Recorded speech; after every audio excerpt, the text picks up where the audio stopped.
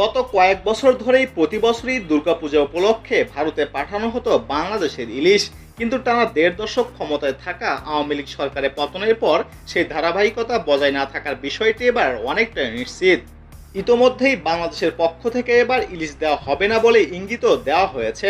এমন অবস্থায় ভারতের পক্ষ থেকে ইলিশ পাঠানোর আবদার করলেও বাংলাদেশের কাছে চিঠি পাঠানোর কোনো খবর পাওয়া গেছে বলে জানা গিয়েছে। ভারতীয় সংবাদমাধ্যম বলছে, প্রতি বছর সেপ্টেম্বরের প্রথম সপ্তাহ থেকে বাংলাদেশ থেকে ইলিশ ভারতে যায়।